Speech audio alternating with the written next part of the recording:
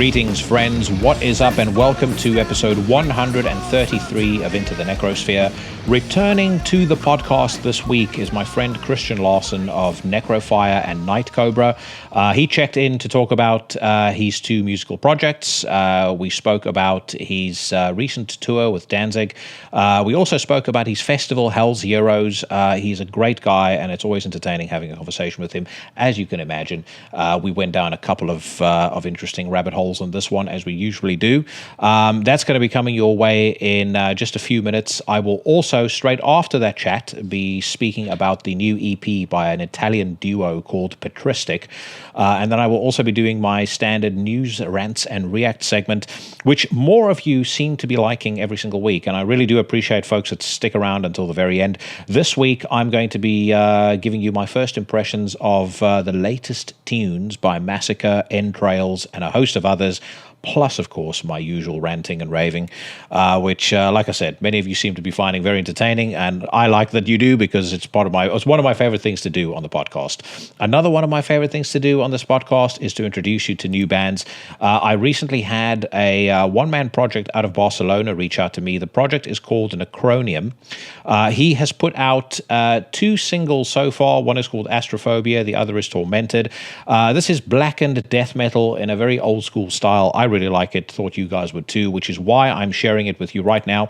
Do go and check Necronium out on Bandcamp. I'll post the link to the description of this podcast. And while you do, feast your ears on Tormented.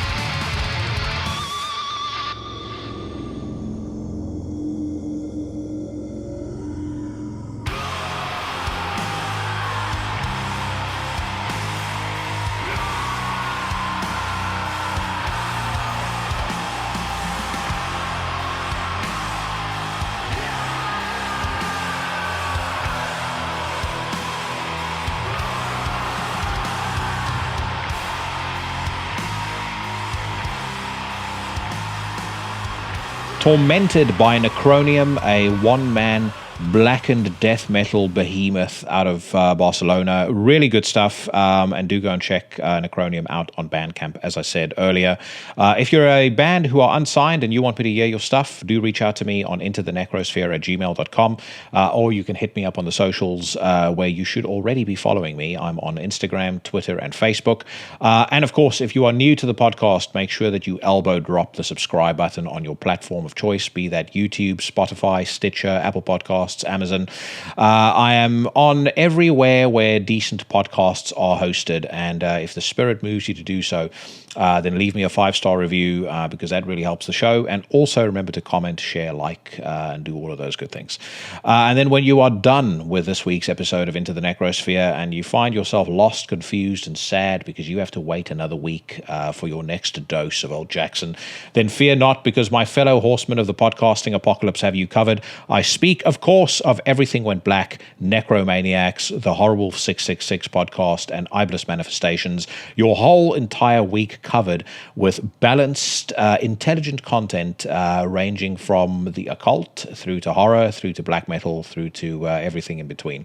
So do go and check out those podcasts. And then also, if you are a diehard fan of Into the Necrosphere and you want to rep your colors, strut your streets wearing the Into the Necrosphere logo emblazoned on your chest, then head over to the Into the Necrosphere Teespring store and check out the hoodies, t-shirts, and what have you that I have on sale there. Again, link in the description to the podcast below. And if you do buy something and you post a picture of it on Instagram or wherever else, then remember to tag me.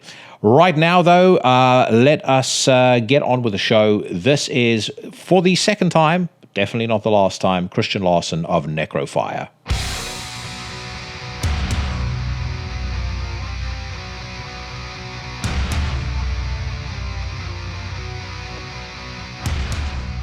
So you've been a busy guy since we last spoke, and I must say right from the outset, wearing the Danzig T-shirt in tribute, I was so chuffed for you when I saw the news that you guys were going to be on the Danzig tour.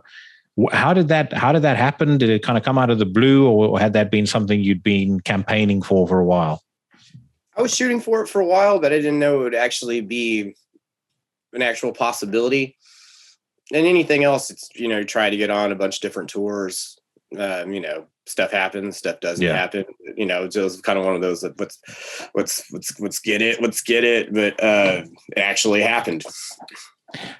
It was like I could feel the excitement coming from the Instagram message that you posted. It's like, I mean, it must have felt like winning the lottery. So, the thing is, there's bands and then there's Danzig. So, yeah, Danzig's. Besides, Misfits, Danzig, Sam Hain, everything. It's just, it was pretty surreal. Yeah. So, obviously you're going to dish the dirt in a second about the heroin and the groupies and all that sort of shit. But so, what was the tour like? What was the experience like? I mean, it looked like the show's really well attended. Everything looked, in terms of like the stage photos and stuff, it all looked pretty top notch. This is also the biggest tour you guys have been on, right? For sure. Yeah. The tour was really great. Everyone, Danzig included, treated us really well. I think the biggest show was 2,500 people. Yeah. We were playing early. People still got there early. Just really great for us. Especially I feel like we kind of work with Danzig, but with Cradle on there, it really, I feel, it helped us out, make a bunch of new fans in that world. Yeah. But it's shows like this. People want to go to shows, and it's not kind of, say, like playing for a bunch of dudes in bands standing around judging you at a club. Yeah, that makes sense. Yeah, people they want to go to a show. I remember seeing Danzig about almost 4 years ago now. And there was definitely people in the audience were more ready for it than at a lot of other shows. They were really up for it. And that was the tour that he did, How the Gods Kill, in its entirety, which again, people really like that as well. But it's so more of a absolutely nuts, because it was a lot of Danzig too, because he did that in California, like at some arena show right before we jumped on. Yeah. But the set list, I mean, I don't know. I don't think the set list could have almost got any better. Because it was Danzig 2, then there was a couple things off Danzig 1, and then Dirty Black Summer and how the Gods Kill and stuff snuck in there. I mean, just start to finish that. And I've seen Danzig play many times, and I mean, the guy's almost 67, and he was on pure fire. I was super impressed. Yeah, I remember thinking the same thing. Rushing it. I remember thinking the same thing when I saw him at the Brixton Academy. I mean, the Brixton Academy, firstly, is a big venue. They pretty much packed that out. There was just no slowing down on him. His voice sounded superb. His performance on stage was energetic. There was nothing to give away that, I mean, at the time he was 63 years old. You know, there's none of that. I mean, he even looks relatively muscular still. You gotta hand it to him. And again, what a show, what a tour to be on, because I think he's also said this is the last one that he's going to do, right? As far as, I don't think he's going to jump on the bus for a month or anything like that. I'm speaking just in what I think is going to happen, but I'm sure he'll do a little run of dates, but he might fly to every show and they'll be shorter, but there won't be, all right, here we go, 30 dates or, 2 months, and he's going to jump in a bus or anything like that. And he's already promised that he's going to do Hell's Heroes 2023 as a surprise. Imagine that. I mean, it's not possible. Yeah. Good. It would be a good. It's a good bill for him to be on. I think the audience at Hell's Heroes would take to him very kindly as well. I think so. Yeah. So what was your experience of the man? Because mine is in music's industry circles, at least, or music press circles. I wouldn't call myself music press now, but when I was writing for Chronicles of Chaos, one of the recurring topics of conversation when you sit around with people from magazines, who's the biggest asshole you've ever spoken to? And almost everyone would be, Danzig was terrible. He walked out halfway during my interview. I had a great time talking to him. I was on the phone to him for about an hour and a half. He was unbelievably courteous. And the impression I took away from that conversation is he's been in the game for long enough now that if he's not going to suffer through something tedious or sit through, questions that are there to either make him look bad or that are just stupid. And I think if you talk to him about stuff he's genuinely interested in, then, he's one of the best guests you'll ever have, but just don't be asking him dumb shit. Yeah, he's completely on that page. And he, hold on, there we go. So at the beginning of the tour, kind of walk by and say, what's up? I mean, very nice. We talked to him towards the end of the tour for about 45 minutes or so. I mean, he was very nice. Just kind of, I was talking about old touring days, jiu-jitsu and some things like that. But just, all around, a very nice guy. Partway through the tour, he was sending us a couple extra catering things, that they didn't need and things like that, and all that stuff is completely unnecessary. I mean, from their point, it's great for us. Yeah, of course. And getting anything, I was like, Danzig sent us presents today. Okay, I'm in. Thanks. The sandwich Danzig sent me, put it in a frame. I'm not even kidding. Yeah. He actually said, they were like, hey, there's some sandwiches in your dressing room. I was like, cool, thanks. Yeah. So we go in there and we're chilling. And then one of his guys comes by. He's like, did you get all the stuff Glenn sent? And I'm like, oh, this is from Glenn. Thank you. I mean, besides the fact that we were chasing around a tour bus and driving, 8 hours, 9 hours a show, everything was great. Yeah. And his band that he took out with him, Tommy was there, obviously. Who else did he have? Did Johnny Kelly play drums? Carl, I don't remember Carl's last name. Carl drums for Michael Monroe. Okay. Super great dude, great drummer. And then who is it?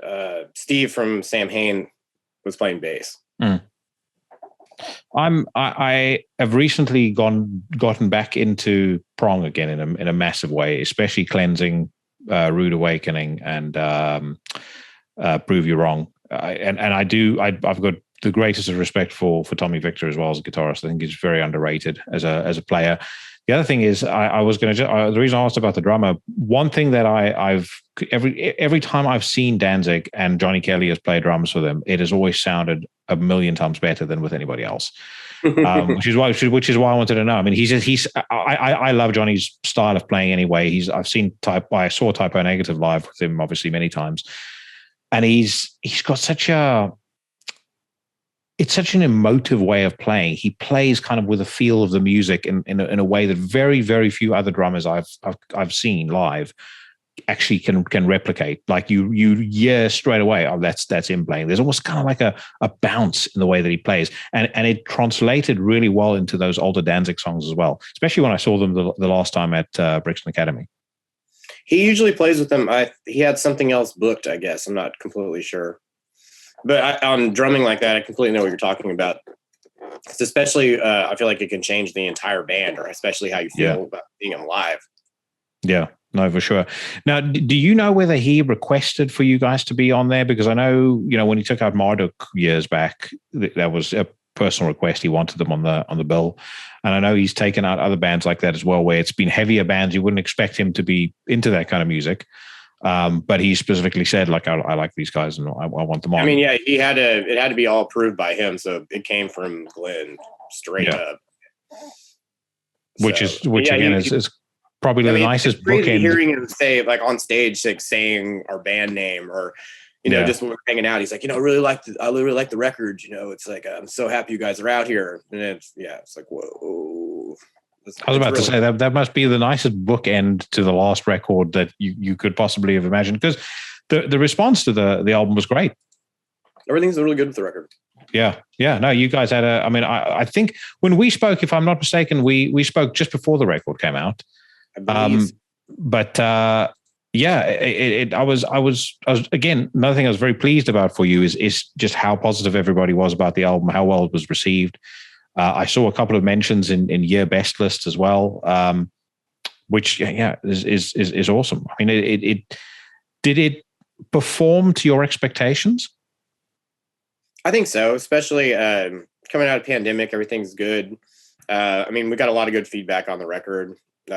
Season of Mist is real happy with it. I mean, generally, I feel like everything was received really well. Yeah. And in terms of where you're at now with, what's next for that band, what's the plans? We have a new record demoed out. We need to rehearse it, and we're going to go record at the end of July. Yeah. With a view to, because of the vinyl backlog, release in 2026, 27. Yeah, right. Maybe 28. I mean, that's the other record had been done for a while before, and just with getting everything done and COVID and all that stuff, came out a little bit later than we thought it would have. Yeah. But it's since we already have this ready to go, we figured, if we get the record done and turn it into the fall, it's not coming out till next summer. So. Yeah.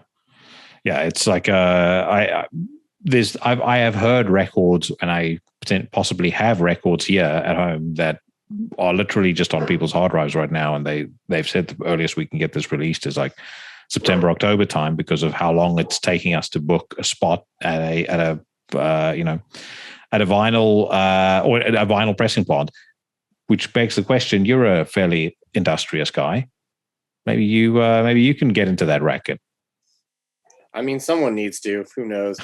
The last couple records I pressed on my own, took one. I think the first one was like 6 months, and then it was 8, and the last one I did was, I think it was 9 months.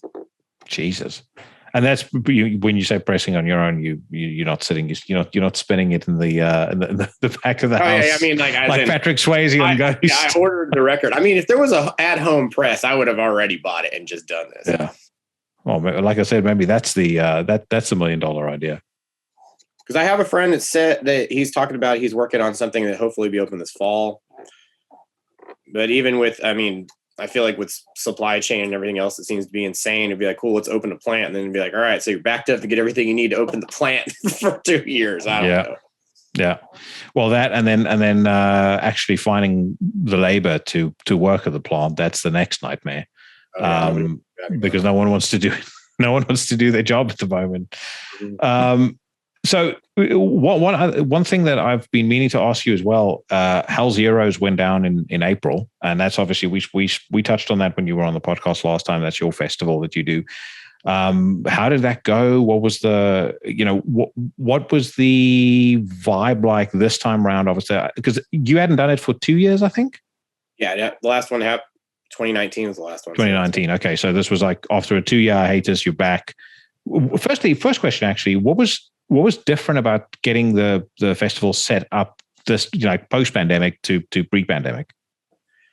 I had a little more time to work on it for the last couple of years, but I originally only had it one day in the first two, and then I've been thinking about going to 2 days, and especially with a couple of years off, I figured it was the right time to do it.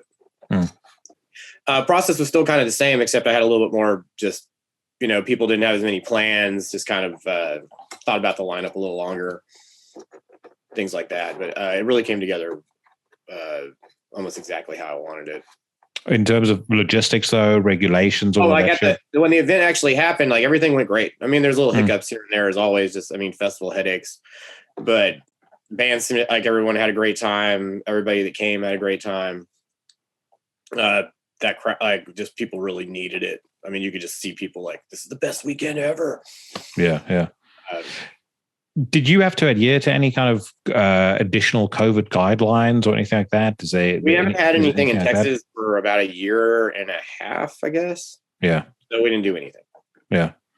And strangely enough, the population of Texas isn't dying off by the hundreds of thousands. No, definitely not. That's the thing. Is like with regular, like, because I book concerts as like my job is my every day. Yeah. And there seems to be there's some bands that still have some restrictions in place, but overall in Texas there is nothing. So it's really dependent on the event, on what you do or not. What I've also heard is there's like a hesitancy from people to actually go out to shows in certain markets. So I can't remember who it was that told me, like, they'll play a show in Chicago, the pre-sale will be really good, but the turnout will be poor, because when it comes to the night that they need to, that the show is happening, people seem to be nervous about going out and catching COVID, or whatever the case may be. Now it's monkeypox. Depending on how long shows have been on sale, it's been doing that. So stuff that's been like, shows that got postponed. There's less people than show up than the ticket spot. And the rest of it, I think, is depending on what's going on. Say last year during August, whatever, when Delta was going everywhere, you could notice like a significant drop in how many tickets were redeemed. But then the rest of the fall, everybody seemed to be comfortable, so it didn't really affect it. But then in January, it definitely dipped down again with Omicron and things like that. So how busy are you now that restrictions have lifted? We can get back to normal. Really busy. I was about to say, based on how many shows I see booked just here in the UK alone, I can imagine you'd be you have your hands full. I think for the last, I can't remember, we had shows straight for like the last 95 days or something at the venue. Jesus Christ!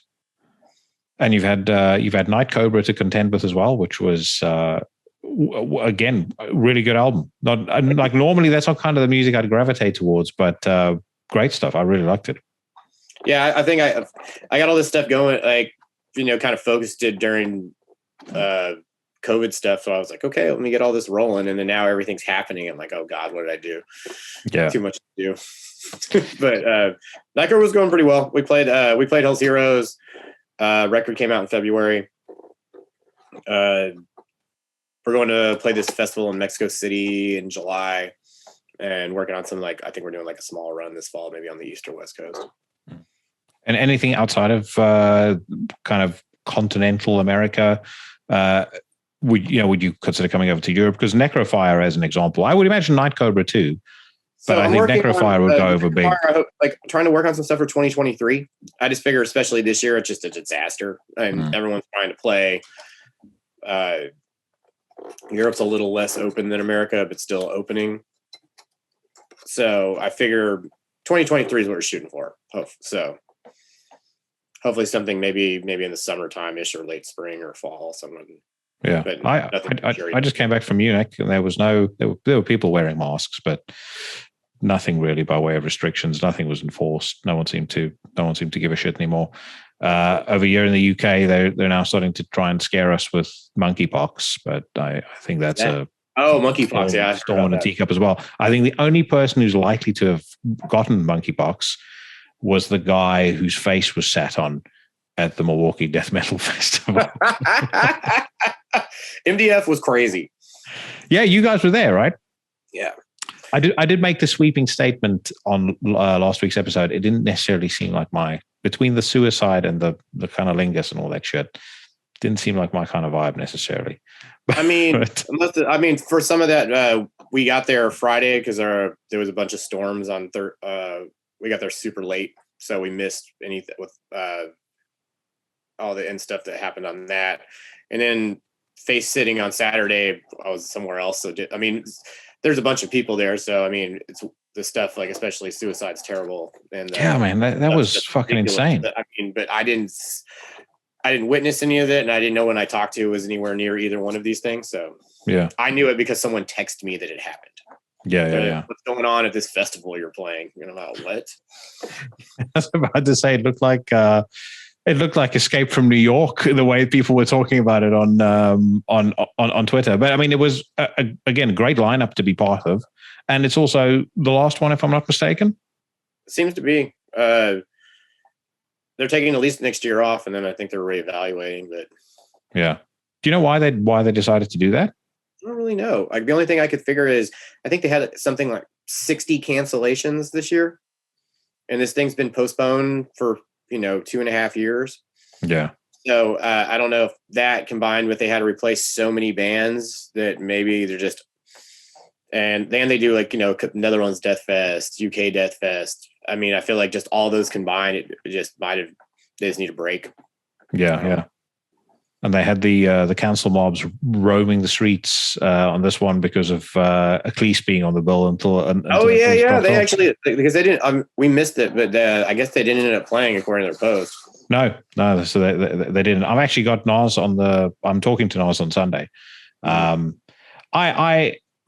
I heard him on I've got a friend who's got another podcast called Iblis Manifestations, and there's about an hour and a half conversation that they had a couple of weeks ago. He seemed like a pretty on the level dude to me, so I'm excited about talking to him. I'm a big fan of his music anyway, but I do think that some of the stuff that I saw with people trying to form mobs and beat up someone who wears a t-shirt by a band you don't like, I frowned a little bit at that.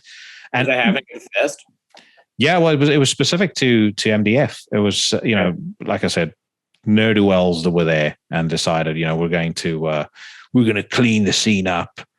I would suspect that some of them may run into trouble if they try and clean up certain people in the scene. But there's certain stuff. Yeah, there's people in the scene are a little too far ridiculous. But then I feel like most of the stuff they search after it's just insane. Yeah. Like some video came up on my YouTube. It was like how to spot like a National Socialist band. And I was like, okay, I got to see this. So I started watching it. And I'm like, oh, do you just spend your whole day trying to hunt down like something that might have happened to somebody? There's people that have made like a whole study of it. There was one guy the funniest thing is it's on, I can't remember where it's on. It might be on WordPress or something, but he's got like he's got a ranking system. So if you're very good in his eyes, then you get a hammer and sickle sign next to your name. And if you're very bad, obviously a Nazi sign. We'll forget about the fact that the communists killed, over 100,000 or 100 million people. They were just as terrible as the Nazis. That's irrelevant. You have full communist, then you've got okay, then you've got sketchy, then you've got Nazi. And the bands that he tossed into Nazi was just fucking ridiculous. Like Primordial, Naturally Mayhem. Yeah, oh yeah, Primordial, Mayhem. The Primordial is because I think years back they toured with Destroyer 666. They can't do that. So straight up, you play one show with Destroyer 666, you're canceled. There we go, mate. Need to keep an eye on what festivals you're part of. So they're on there. Mayhem is on there. Marduk definitely. Can't sing about the Second World War and not feature on that list. I can't remember who else was on there. Naturally, Destroyer 666. Yeah. And then all of the real, crazy bullshit. I think they had Graveland and Burzum and stuff there, which everyone knows is sketchy. But Yeah, I mean, it's just become so much whenever I feel like they're chasing someone to be. It's one thing if like you're sketchy, like here's an interview, you're straight up sketchy. Okay, like you don't want to listen to it, don't support it, do whatever you want, but don't try to chase down like someone's cousin's uncle played synth on some record in 1997, and this must make it so they are a Nazi. It's just too. Yeah, the thing, dude, I've said this on the show before. I grew up in apartheid South Africa, so I know what white supremacists are like. In my grade 8 class, when I was in grade 8, it was 1993. The first democratic elections in South Africa were held in 1994. So there was a lot of paranoia running amongst certain fringes of white society in South Africa at the time. They thought that once the African National Congress wins the election, they're going to go door to door and kill people. There were legitimately in my class, there were 8 boys. Of the 8, only one did not attend Saturday morning survival training and weapons instruction class, and that was me. And I got so much shit for it. It was unbelievable. But the point is, I'm probably better qualified than most of these fucking, white bread socialists at spotting actual white supremacy, because I've seen them. I've been around them. Many of my school fist fights were with them. So I'm not going to be fucking lectured by somebody who runs around in their Che Guevara t-shirt about what music I can and can't listen to. And then the other thing I find so insane, can you imagine how devoid of fun and purpose your life must be if you literally go through every single one of the bands coming out whose music you like? Or before I listen to this album, let me just check let me just go onto my reference websites and see whether they've toured with anyone I don't like, or whether, once upon a time they said something that can be misconstrued as bad, because then they're National Socialist. It's just insane. I mean, it's one thing if you're listening to some band and then like something comes up and you're like, whoa, this is really fucked up. Maybe it's one thing if you're listening to Screwdriver or Max Resist or something. I mean, that's something totally different. But yeah, I mean, just like a lot of that, like, yeah, if blatantly bands that are like, racist and things like that, yeah, that's messed up. But not, I don't know. I can't imagine being like, okay, cool, here's this new band. Let me make sure I go through every checkpoint so I can listen to this without getting scrutinized. Yeah, new album comes out a month later. You're like, all right, the results are back. These guys are clear. I find out if there's anything sketch, says I'll post it on Instagram. Like I'm jamming this, and someone's like, "Hey, you might want to be careful posting that." And I'm like, "Sorry, guys." I was like, "I can't post this. Like, what's on the list?" I was like, "Anything finished, like basically you can't post about." Can't be posting about Dissection, mate. I know you're a big fan of Dissection. You'll need to watch out. Any Storm of the Lights, Bane, any of that stuff. That's begging for trouble. Like people go after that. Yeah. No, big time. Because wasn't John incarcerated for? He killed a gay guy as well, was it not? Yeah. Same as Bard from Emperor. Yeah. But no, you. I mean, don't dare wear a Dissection shirt on stage either. I saw you flaunting that shirt on stage when you were with Danzig. Stop. Dancing on the minefield, mate. But I've spoken to Katie about this many times before. I think in part some of these lunatics have infiltrated the scene, because metal in the main has always been a reasonably accepting bunch of people. I've never been to a show. I've seen bad behavior at a show, but I've never been to a show and seen somebody discriminated against or bullied or anything like that. And so I think because the scene is quite accepting, it does tend to attract an outcast element of society,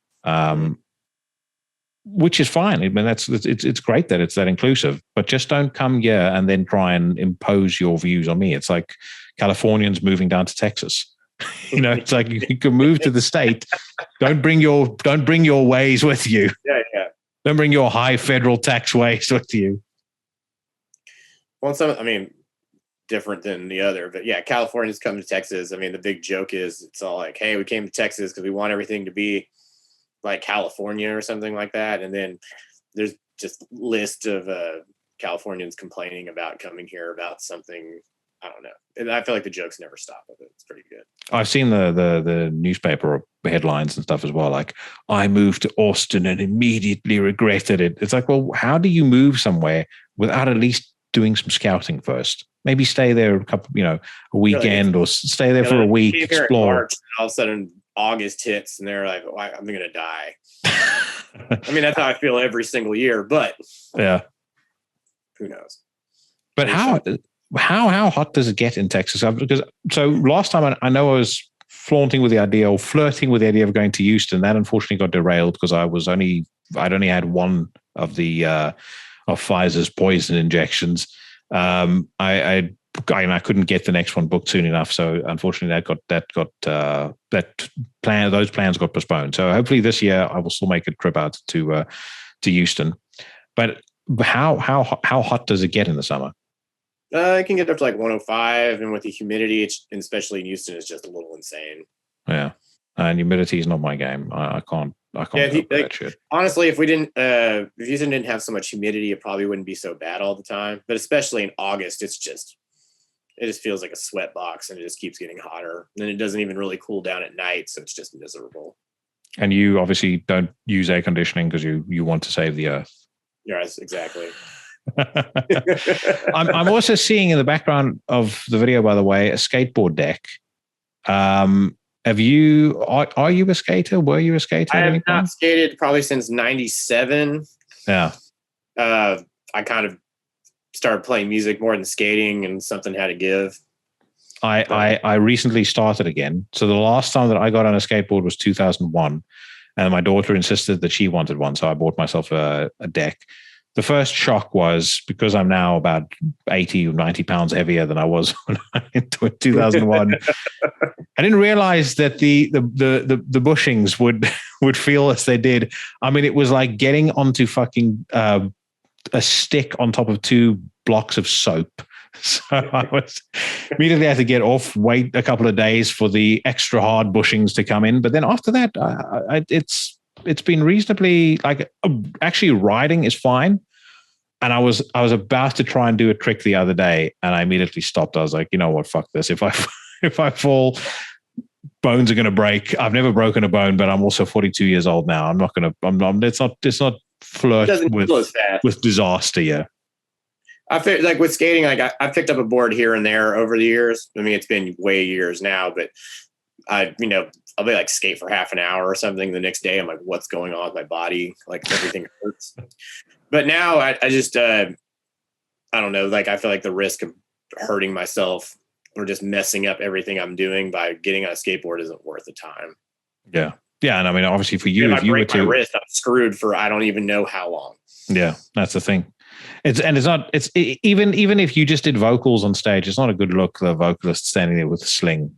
Yeah. Sling and cast. I mean, unless you're trying to go for, like, say, like, I don't know, like that Black Album tour where James burned himself. He's got the cast running around. Yeah, I remember that. That was fucking insane. And didn't they also have they had an incident in 1986, I think. He broke his arm skateboarding as well, and they had another guitarist on stage with him. I would die laughing. I mean, if just someone I knew that was in a band that big starts skating, I'm like, oh, what are you doing? For real? Yeah, I know. Well, you mentioned jiu-jitsu earlier. Do you do jiu-jitsu? Do you do anything like that? No, I've been, honestly, I've thought about it for years. I don't really have the time to dedicate anything to that. So I feel like it's more than just. Yeah. No, I could concede on that. I did Muay Thai for quite a while, and you do get to a point where you're like, either I need to be able to spend a lot more time doing this, or I need to just concede that this is for exercise. It's not for anything else. And I'm not wired that way. If I'm going to do something, I have to do it with some express purpose in mind. In Muay Thai it was to compete, and I love the competition, but there's kind of like a stage gate you go through, and once you're through that, it starts getting serious. When those blows land, they're not landing for shits and giggles. Yeah. Exactly. But getting back to the Danzig thing, I wanted to put you on the spot because I've flirted with the topic many times on the show, and it's been going through my mind recently because Mike Scandato of the Necromaniacs podcast mentioned something about it on Facebook, etc., etc. Favorite, if we go through the Danzig records and rank where we put them, because I suspect my number one is going to shock you, and you're probably going to just cut the call short, and that'll be the last time we talk to each other. But so, if you had to kind of top to bottom rank them, can you do that? Should I run through mine first and then?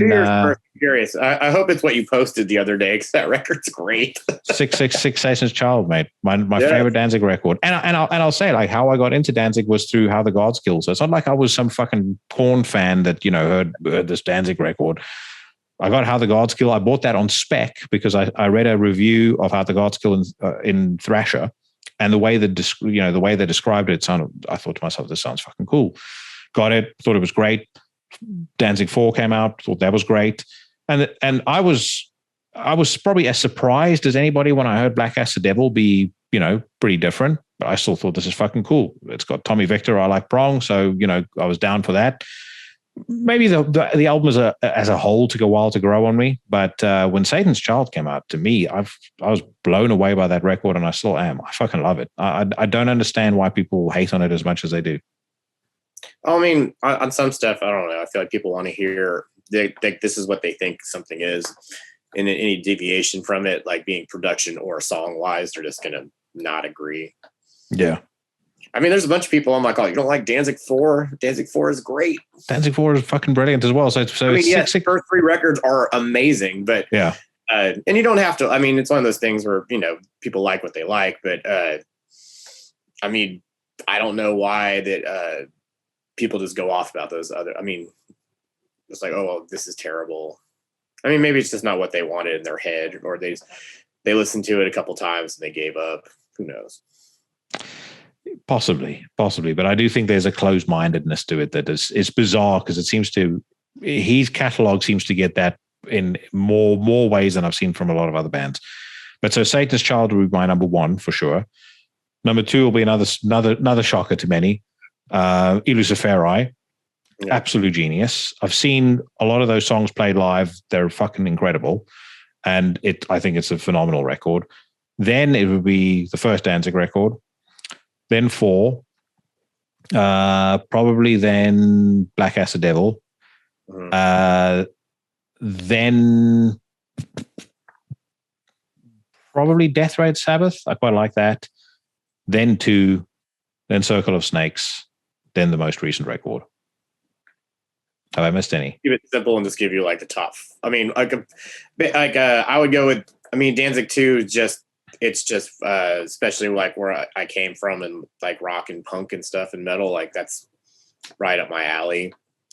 After that, I would say it's, I don't know, 1 or 3, 4, somewhere in there. And then after that, like, I don't know if I can rank the rest of them with more of just like listen to them like here and there and stuff like that. But I don't like I don't jam the rest of them enough to make a decision on what order they go in. Yeah. I do think that 4 also has, again, one of the most underappreciated Danzig masterpieces. I don't understand. Like 4 was really good, and I remember as a kid when I first when I like only had really listened to the Misfits, and I heard "Don't Speak" on the thing, and I was like, "What is this?" But I was at the time I was like, "This is great." I mean, that's like when also like Typo Negative was everywhere and things like that. So, but like going forward, I remember just people just being like, that record's terrible. I'm like, what do you mean this record's terrible? That record also has I Don't Mind the Pain, which is one of the coolest songs he's ever. And again, a song I don't know why he doesn't play live more. It's a song that feels like it would sound so fucking cool if they played it live. I mean, there's a bunch. I mean, even on the same token, like people like think that anything that Black Sabbath doesn't have Ozzy in it is terrible. Well, there again, I'm a contrarian because I much prefer Dio Sabbath to Ozzy Black Sabbath. I'm Dio to me. I love his voice. I think Dehumanizer is one of the best Black Sabbath. Dehumanizer is amazing, and Headless Cross and all that. I'm like, I mean, it's different than the old Sabbath, but I'm like, it just like for when everyone just there's like those shirts and everything. It's like only trust like the first 6 Black Sabbath records and all this. And I'm like, oh, for real? Is this what we're going for? No, mate. Once you like the song "Too Late" off of Dehumanizer, that is just, to me, it's one of the greatest performances that Dio ever recorded. And I just think the song is incredible. I think the whole album's amazing. And again, I was one of those guys that I discovered Sabbath with. The first record somebody ever gave me was Paranoid. Loved it. Loved the first album. I loved everything. And then when I heard Dehumanizer for the first time, I was like, fuck, this is very different. But Jesus, this is so good. It's just a great progression on from the stuff that they had done. I mean, and was anybody expecting them to do in 1992 that record came out, the same thing that they did in 1970? So it's like if people think that Painkiller is an inferior record because it doesn't sound like Sad Wings of Destiny or something like that.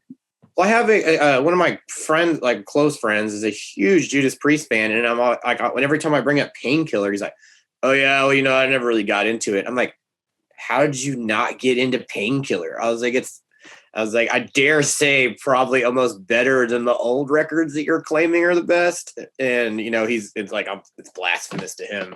I'm like, Painkiller is fucking amazing, like so amazing. Oh yeah, and not a weak song on the record, not one. There's not like a weak moment on that album. Because I like a lot of like Classic Priest is amazing and stuff goes through and these are cool, but Painkiller I feel like just kicks your ass the entire record. Yeah. It was one of those records where when I heard the song Painkiller for the first time, I was 12 years old. I remember actually feeling scared because I was still living under the cloud of relatively strict Christian upbringing. And so, in your mind, you're like, does God think it's okay for me to listen to this? And then you start negotiating with yourself. He wouldn't have given these guys the talent to play music the way that they did if it wasn't okay.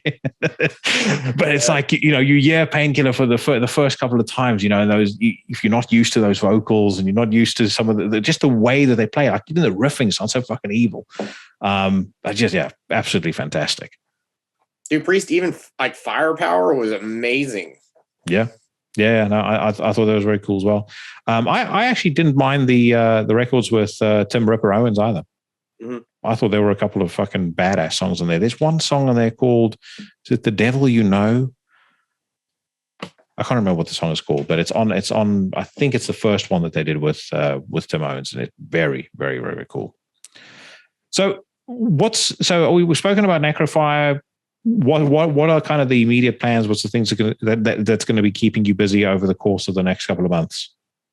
Next couple of months, basically rehearsing the record and just kind of fleshing out like what we've already got written so we can record it.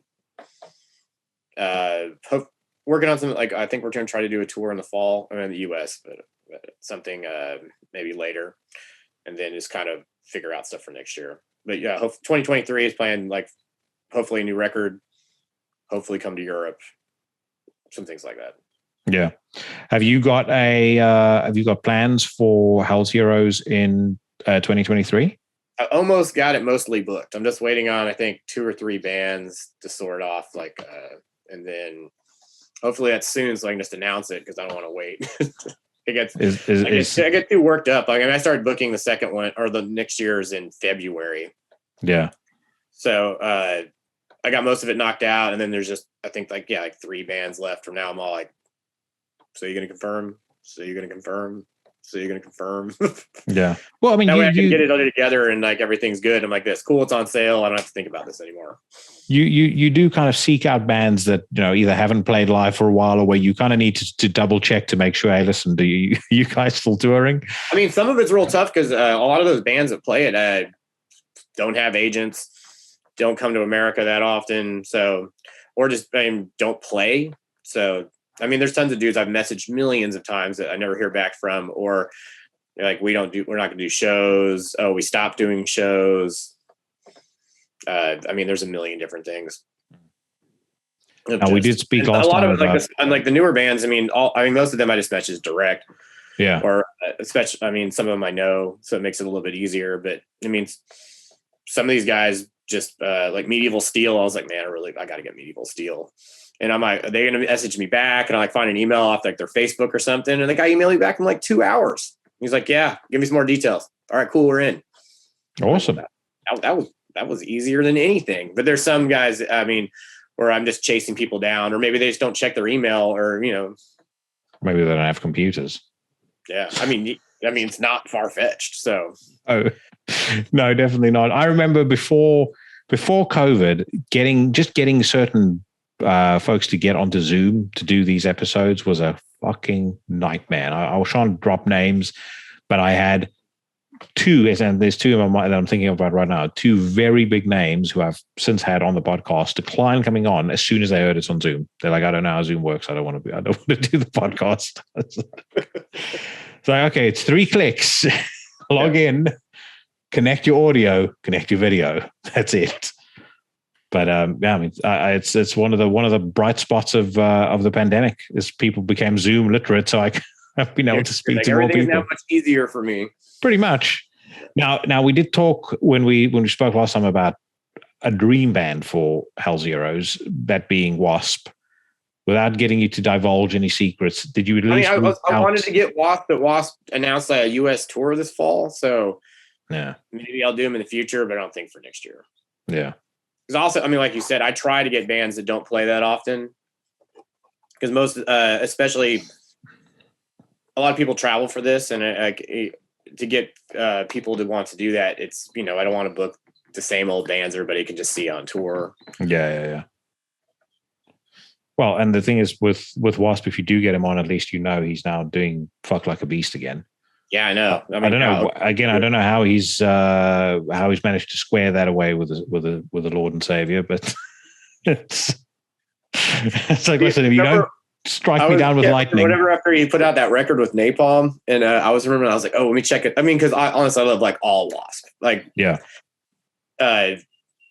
Just keep going through the catalog. I'm like, man, Wasp's still killing it. So then I was listening to like that new song, like a new song was on Napalm. They had a lyric video for it. I'm like, this song's pretty legit. And then I started like watching the lyrics fly across the stage, like across the screen, and it's just like Lord and Savior. And I'm like, whoa, this is not happening. Yeah, it's a far cry from 9-5 Nasty and stuff like that. Yeah. But yeah, I'm looking at that now. It's called Golgotha. I remember listening to about 2 seconds of it, and I just immediately switched it off. I was like, I cannot do this to myself. You're killing my childhood. With what you're killing the spirit of my teenage self with what you're doing here, Blackie. Yeah, you can progress in whatever you want to do as a musician or an artist, but I think if this is where you were, and then this is where you are now, just maybe don't sing about where you're at now. It's just too far. Yeah. I mean, you don't have to, like, he doesn't have to write a new anything like Fuck Like a Beast or anything, but he definitely trying to throw some like straight up Christian lyrics into it I was just like too far. Like, well, I don't even know if you should still call yourself Wasp if you're going to do something like that. To me, it's a bit like some of the stuff that Metallica stuck on Load and on Reload. It would have been perfectly fine. And I think people would have been very accepting of it had James done a whole record of country ballads like Mama Said. They didn't need to put that on a Metallica album. Oh, well said. I mean, I wouldn't have hated it. There are songs on Load I really like. There's less songs on Reload that I like, but there's a couple of fucking great tunes on Load. It again maimed my spirit watching Some Kind of Monster, and it took me years to ever listen to the band or see them in the same light again after that. I think I feel like the Load also had a lot to, like, it between like them changing their image, doing something different sound wise, all that stuff I think together was just like, whoa, this is too much. Maybe if they would have done one or the other or something, maybe it would have been different, but I feel like just the whole thing together just made it cringy on some. It was also the whole vibe on stage changed. Like, I remember seeing them right before Saint Anger came out, and like the James that I knew and loved that shouts at the audience and is drinking beer and spitting on people, and he's like a pro wrestler. I mean, if you watch those, especially like from the Justice tour, from the Black Album tour, I mean, he acts like a pro wrestler most of the time, which is great. That's exactly what I want to see. Fast forward to, I think this was 2003. You've got him on stage going, "Enjoy this, guys. Enjoy the metal moment." I was like, this is not right. Don't say that at all. No. I mean, everything, even the bands, they would take like Godsmack and just whatever out, where it was just, I don't know. It was too far off from like where anything I wanted to be with that. That'll also always be something that'll stick in my craw. And Katie and I have spoken about this too. Like all of the big four, especially Slayer and Metallica, you know, they have had the opportunity to put a lot of other bands over, and they just don't do it. You know, why has Testament never gone out on tour with Metallica? You know, Death Angel. You know, there's just, and that's just bands in kind of their immediate circle. You know, why on earth have they not asked Eccles to come out with them? Jesus, can you imagine that? The meltdown. You know, we're taking Mayhem out on the road with us. I don't know on some of that. I feel like, I mean, at least I'd say like whenever they put out Death Magnetic, they took out bands like Down and The Sword and Lamb of God and whoever else that I feel like were more. They had Machine Head and Mastodon out with them as relevant well. in like the world like that they're actually in. Yeah, then taking out some big kind of almost like alternative rock metal bands and things like that. Yeah. Well, the last time I saw them, they had Ghost with them, and Ghost has now jumped the shark, in my opinion. I mean, I could get into the early stuff, but Jesus Christ, this new music is terrible, mate. It's atrocious. I mean, now it's just they're just a big band. It's like, you know, I feel like everything evolves. It just sometimes doesn't evolve in the way you really want to hear it. Well, I really like honestly, the last record, I was like, I don't feel like it's the end of the world, but I haven't really jammed it more than a couple times. Yeah. But the early stuff I really like. Yeah, I mean, the early stuff is like I've always seen it as a bit of a Merciful Fate tribute. You know, it's kind of like it's Merciful Fate and Blue Oyster Cult worship.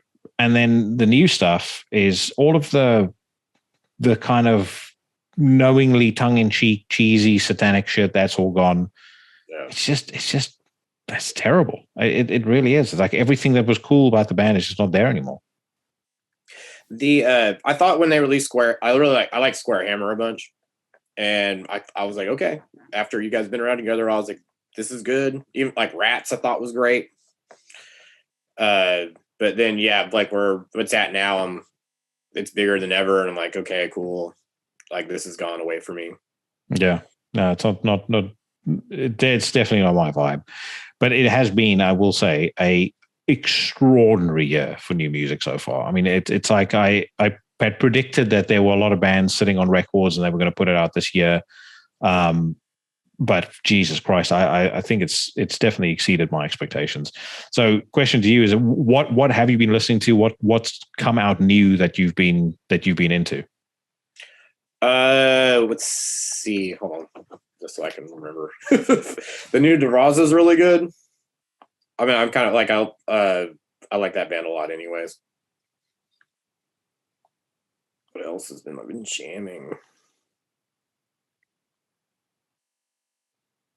What have you been listening to while I figure this out? Sometimes I've had a hard time in the last year and a half realizing what's new and what's not. Just need to listen to this podcast, mate. You'll know what you should be checking out. There's a band called Avaturn that put out a record on Profound Law called The Ailing Facade that just every single time I listen to it, my jaw just hits the floor. Yeah. There's another one featuring Steve Ontill of Neurosis and Johan of Amun-Ra called Absent in Body. Absolutely incredible. Phenomenal band out of Germany called Ultha, who've just put out an incredible black metal, great atmospheric black metal record. Werewolves are about to drop a masterpiece called From the Cave to the Grave. If you want to hear black metal, or not black metal, sorry, death metal that will make you want to fuck people up, that's the music to listen to. They're also putting out their Antichrist Imperium record because it's two of the same guys. That's coming out later in this year, but I've heard it already. It's fucking excellent. I'm trying to think what else has been really good. There's a couple of bands on Profound Law. Haunter is another one. It's very, very good. Cosmic Putrefaction, I think they're out of Italy. That's fucking fantastic. Let's see. Aboria, very good. Immolation put out an incredible record. You know, who would have thought they would have done something that good after so long? Crowbar's new album was very, very good. Immolation Deathfest was nuts. Your label mates, Hell Militia, Their record I really like. Let's see what else. Like cool old school kind of thrashy death metal. The Troops of Doom, very very cool. 50-year-olds doing, the music that Cavalera Conspiracy would like to be doing, just way better. And then what else? Oh, if you get the chance to see that Igor and Max doing the old Sepultura stuff, it's pretty awesome. I have heard that's pretty special. I saw them years back, and they did do. I'm trying to think what they all did. I think they did Refuse Resist, Territory, Roots Bloody Roots. They might have done Slave New World, and I think they did Arise, and that was fucking cool. But I've not seen them do like Arise and Beneath the Remains yet.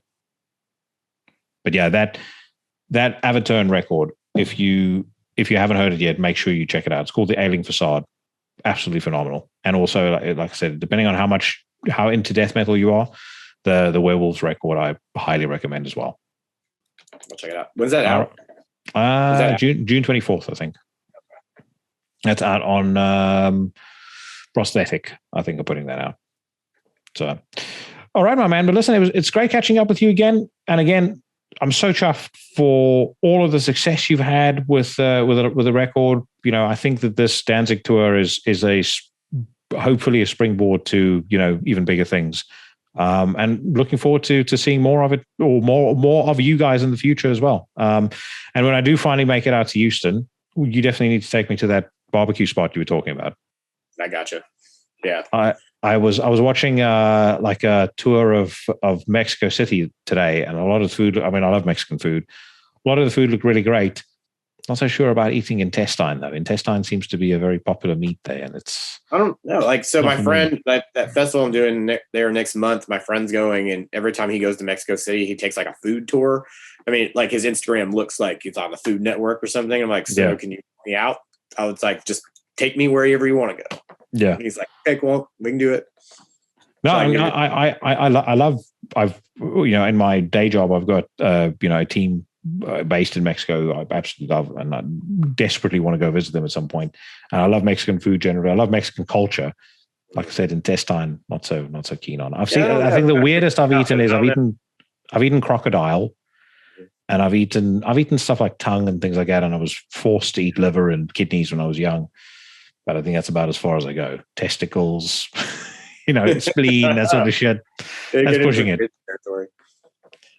All right, my brother. Take care of yourself, and we'll speak again very soon. Cool. Thanks for having me back. All right. Take care.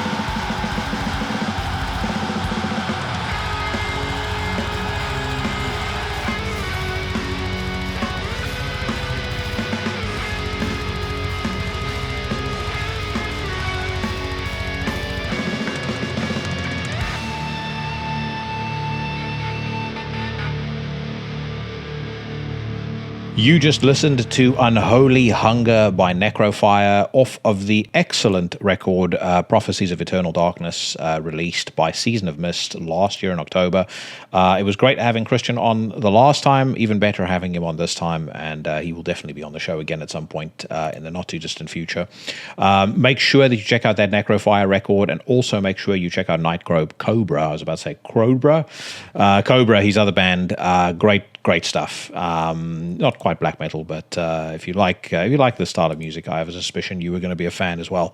Let's talk now about a new release. I mentioned it at the start of the show, Apologetica by Patristic, and I posted about this on Instagram a couple of days ago, calling it the proverbial love child of Asphyx and Deathspell Omega, and it really is. But before we kind of talk about what the record sounds like in more detail, a quick bit of background, because neither man in Patristic is a spring chicken.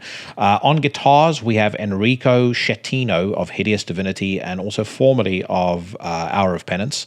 On vocals, we've got Jacopo Pepe of Bedsore and Night Gaunt. No indication of who handled the drums and bass on the record, but kudos to both musicians because they did an absolutely tremendous job. The point is, Patristic comes with a fair degree of pedigree as well as a number of years' experience, and that is immediately evident as soon as the opening cut and title track sends us off to the races. Apologetica starts off with a slow burn introduction that fades into a mid-tempo, discordant grind that is underpinned by a wickedly infectious riff. And then at around the 1 minute 30 mark, it absolutely explodes into a blasting frenzy that is going to leave you winded in the best possible way. Jacopo Pepe sounds like a man possessed on vocals, and Enrico Schettino peels off riff after riff of elite-level blackened death metal that, in my view, keeps you guessing, and it keeps you anticipating where the track is going to take you next.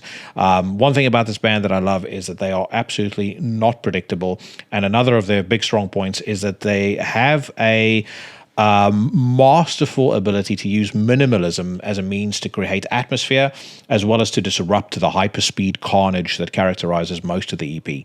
A great example of that is on the track that I'm talking about right now, Apologetica, around the 4 minute mark. There's this really cool, haunting, clean guitar that plays a very simple but very effective melody against the lingering, rapid-fire drumming that ushered you to that point in the song.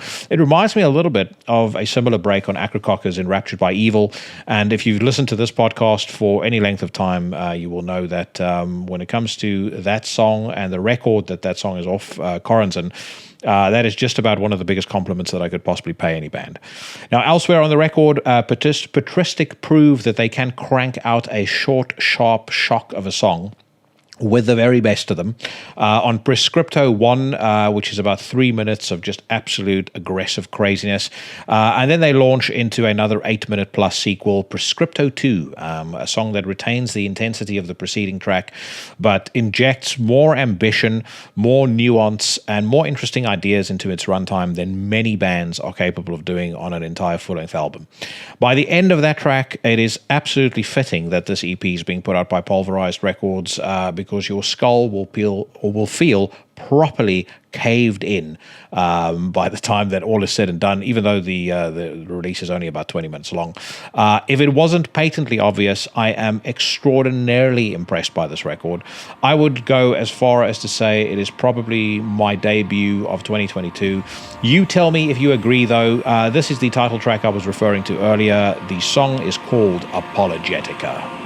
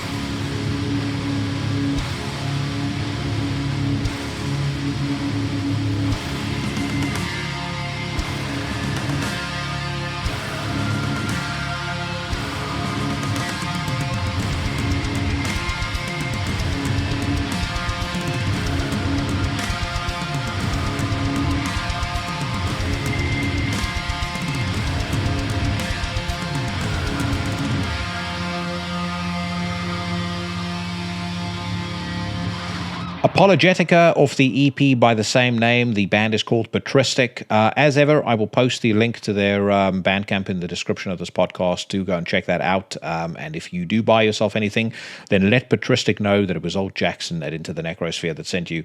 But again, seriously, that is easily the debut of 2022, in my opinion. Absolutely fantastic stuff, and I'm very excited to hear what these guys end up doing next. Right now, though, let's head over to Metal Storm, and let's see what's going on in the latest metal news headlines. So before I get started on Metal Storm, some good news, especially if you're a fan of Eclise. Last night, I recorded a 2-hour and 45-minute conversation with Nars Alchemeth of Eclise and Nightbringer. A great guy, really, really interesting conversation. I mean, not only is it the longest conversation I've ever recorded for the podcast, but, definitely one of the most enjoyable. And we covered a lot of territory, including the Eclise creative process, and of course we addressed quite a lot of the controversy that is surrounding the band and surrounding him in particular right now. I personally think, particularly after having spoken to him, my personal view is a lot of that is just complete and utter bullshit. It's things that are made up by lunatics on the internet looking for somebody to cancel, or looking for somebody whose life and career to ruin. I said this on my conversation with Christian. I grew up around genuine racists and white supremacists. Unfortunately, these people were in school with me. It was just the nature of growing up in South Africa in the late 80s and the early 90s. Many of the fist fights that I had were with these people because I very vehemently disagreed with their views.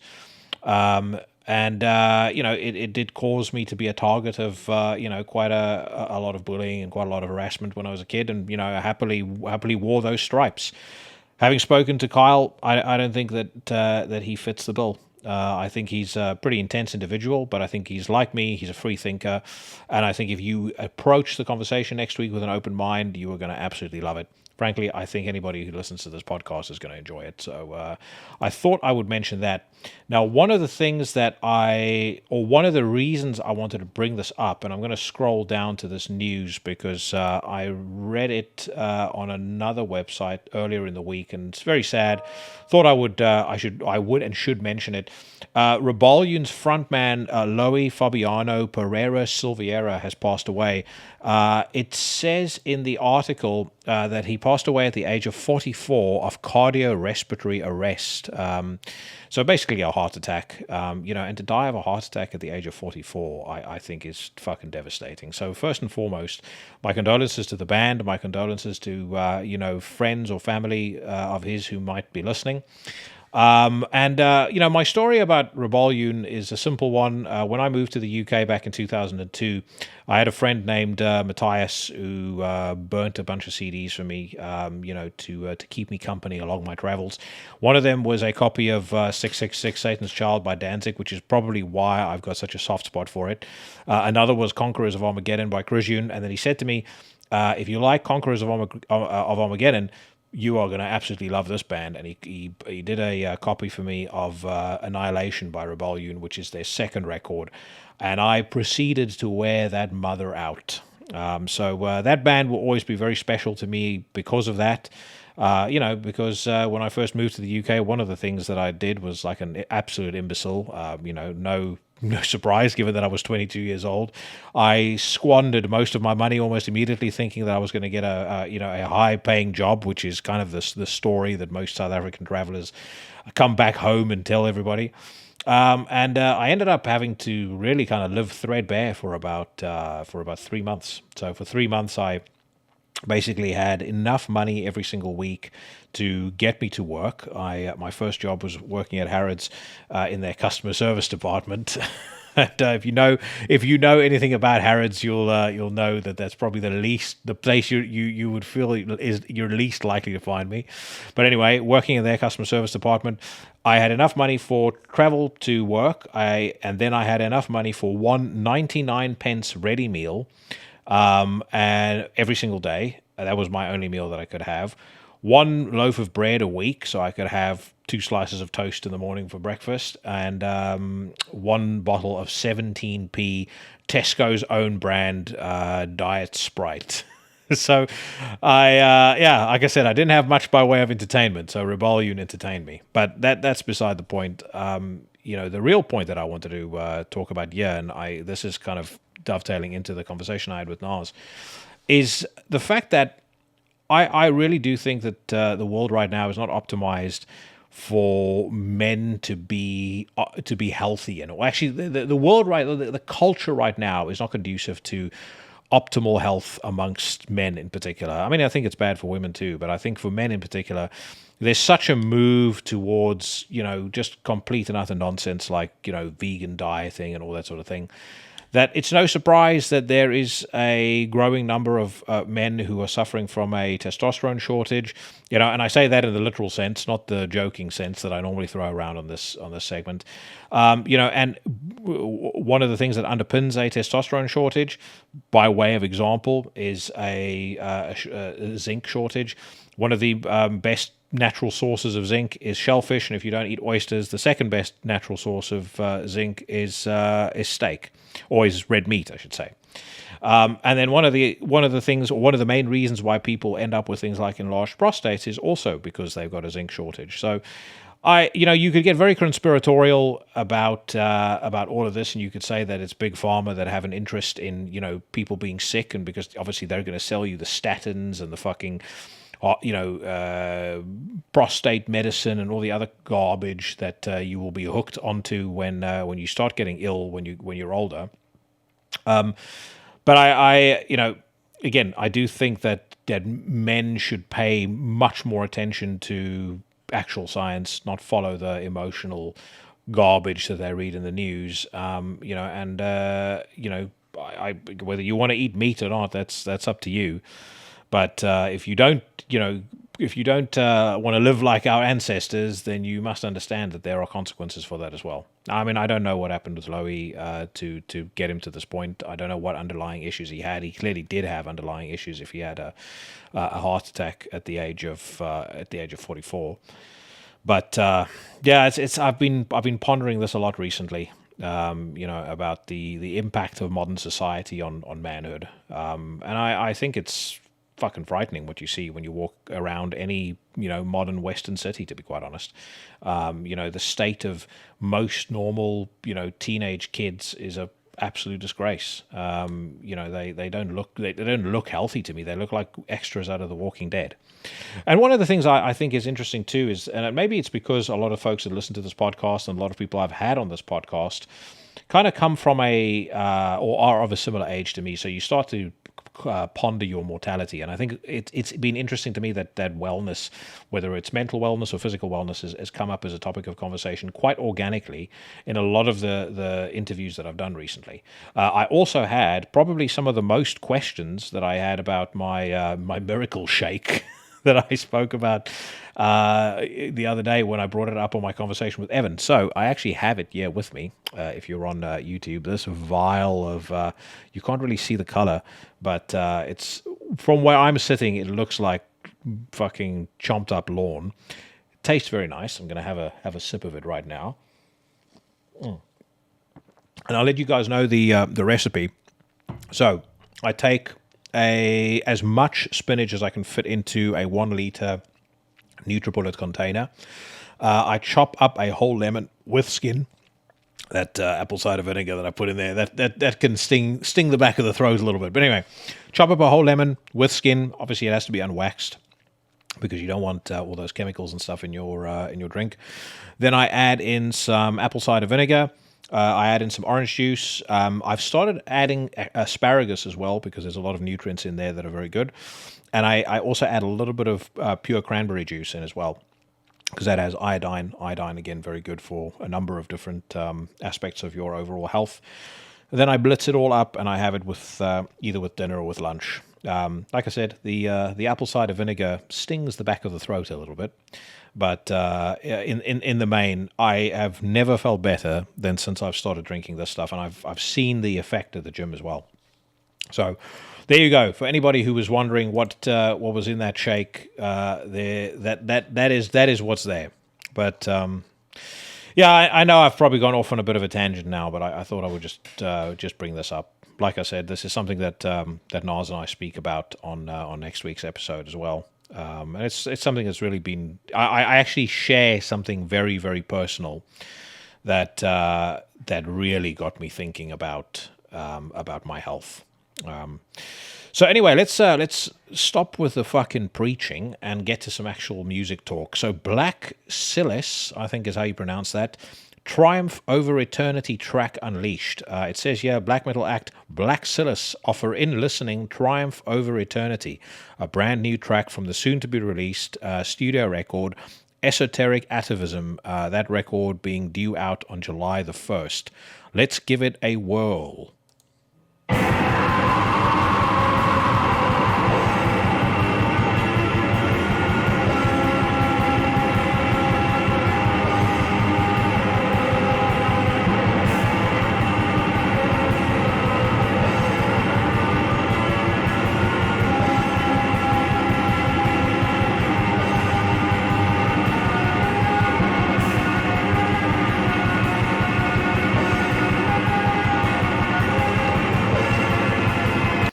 Okay, you have got to be shitting me if that's the actual song. I mean, that sounds like an intro. I fucking hope it's an intro. I could record something better on my phone with a guitar and this microphone that I'm using here. Or at least better sounding. I'm going to skip ahead to the 2-minute mark, and let's see if it's turned into something that's more listenable. Jesus Christ. I'm sorry, but that's a fucking joke. There's cult and there's grim, and then there's just taking the fucking piss. And that is what's happening there. Let's move on to see if we can find something else. Herrutsen, new studio album on the way. Chilean black metal ensemble. I think it's Herrutsen. I don't know, who gives a shit.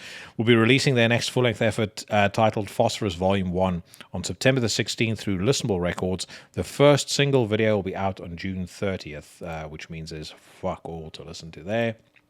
So why bother? I've spoken about the REBAELLIUN frontman. Let's see. Teeth Grinder reveal worthless single. I think the band Teeth Grinder is pretty worthless, so I'm not going to bother with that. Entrails debut Possessed single. Possessed, the third single from Entrails' forthcoming studio record, An Eternal Time of Decay, has premiered online. The new music output from Swedish death metalers drops later this month on June 24th.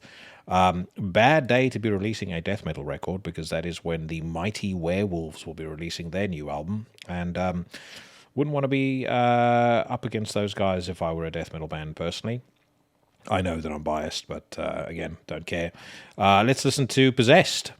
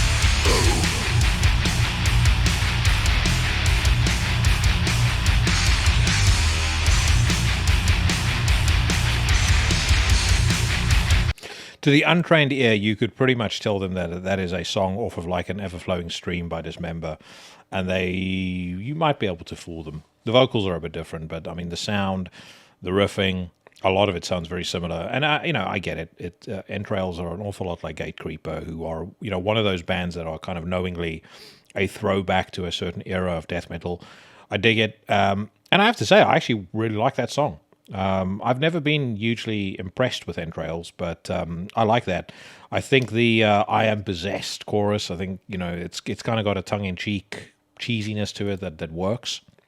And then what I think really works is when at the 1 minute mark the song slows down. And you get into that breakdown and that groove, and that you can tell that was written with the live environment in mind, because if these guys can deliver it with the same level of intensity and aggression that you would hope they that they would be, or that they have on the song, if they can project that live, I mean, this song would go over fucking like gangbusters.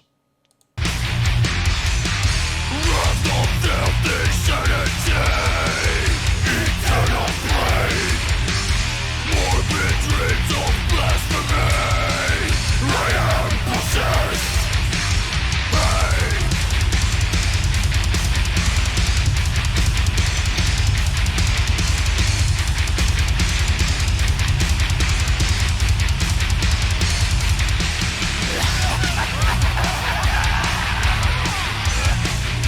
Okay, they get bonus points for the gang vocals, without a doubt. And then they also get bonus points for the maniacal laughter, which I think just adds character to it. I like it. I think it's very cool. Still think maybe going up against Werewolves on the same release date is a formidable ask of any band. But I think that's very cool. Very surprised by that, actually.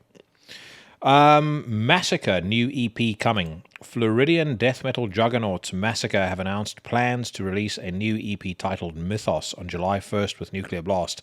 Today, the band has revealed the record's first single, Behind the Serpent's Curse, which features Anders Odin of Cadaver. That is accompanied by a B-side track, The Dunwich Horror. Commenting on the new single and B-side, vocalist Cam Lee states, Behind the Serpent's Curse is lyrically inspired by and roughly based on the Lovecraft short story The Curse of Yig, but is also the most metaphorically lyrical-based song I've written in Massacre. And that is directly inspired by actual real-life circumstances. It acts like a warning of sorts and is a foretelling of how it's been like dealing with certain toxic individuals in my life. It indirectly relates to individuals whom always seem to come in pairs and how, like serpents, these people spread their venomous poison. Let's hear what Cam's latest outrage against former mates sounds like.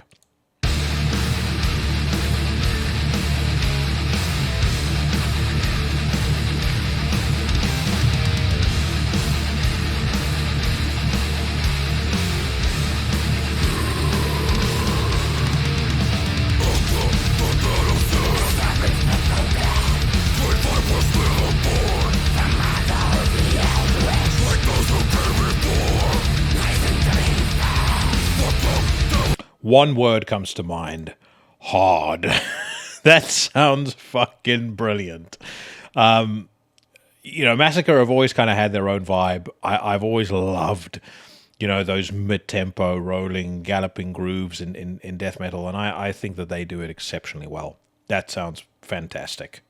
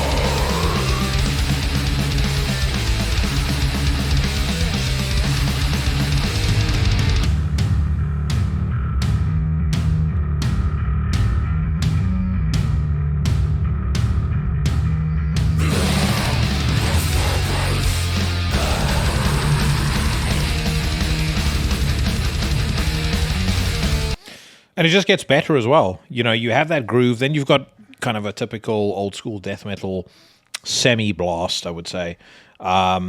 It reminds me a little bit of Benediction, particularly songs off Transcend the Rubicon, but, again, Massacre predates them, so, probably Benediction stole from Massacre rather than the other way around.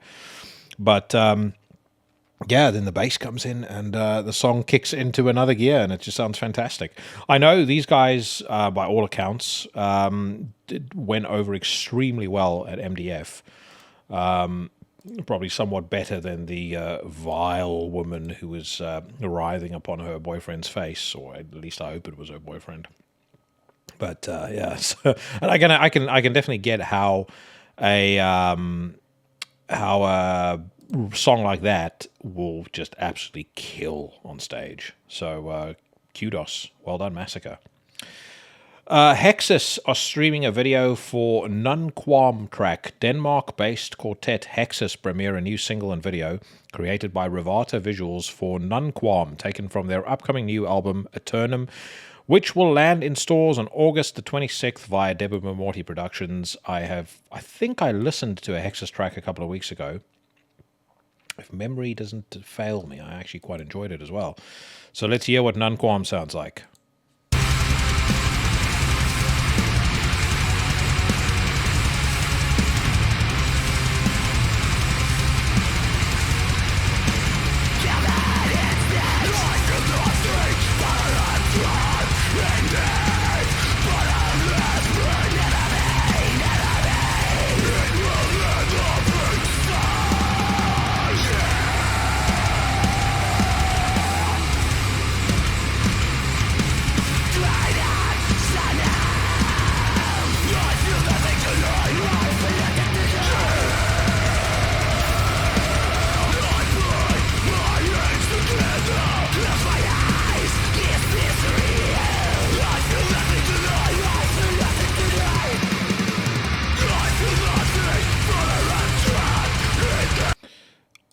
I should actually do an analysis at some point of my favorite record labels and how many times they hit versus how many times they miss, because I do think that Deborah Morty, their run rate is probably amongst the very best. That is a great, great song.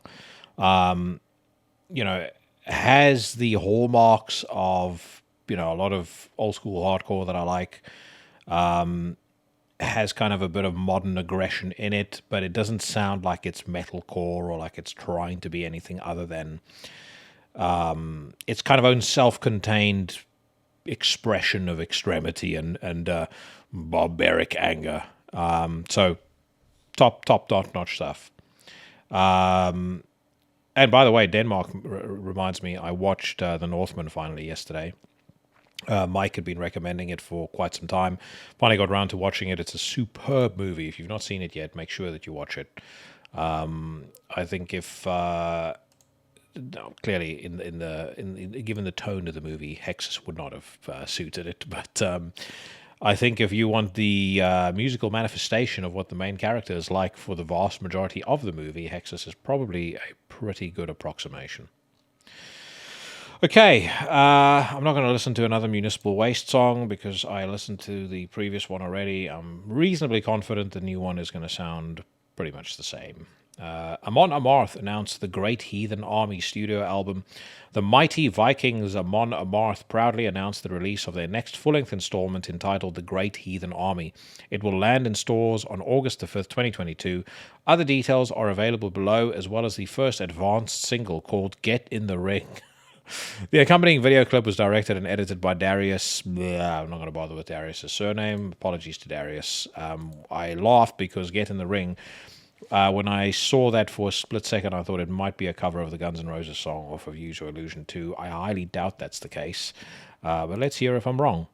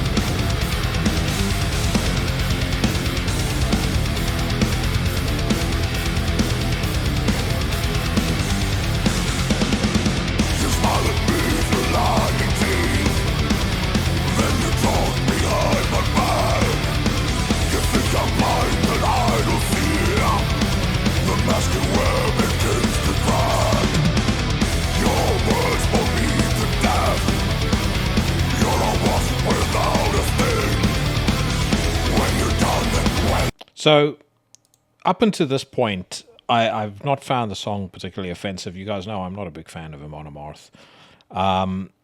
But that riff sounded not bad. The music video, they clearly had a bit of money to spend. I mean, it's it looks like something off of Mad Max. It's a bit cheesy, but I can see the kind of folk that it would appeal to. And then you start paying attention to the lyrics. You talk behind my back. Your mask begins to crack. You're a wasp without a sting. I mean, that is extraordinarily embarrassing for a man in his late 40s to be writing such childish drivel. And again, maybe I'm too harsh. Maybe there are people who, feel things like that are inspired and they, it gives them strength to get through another day. Not I.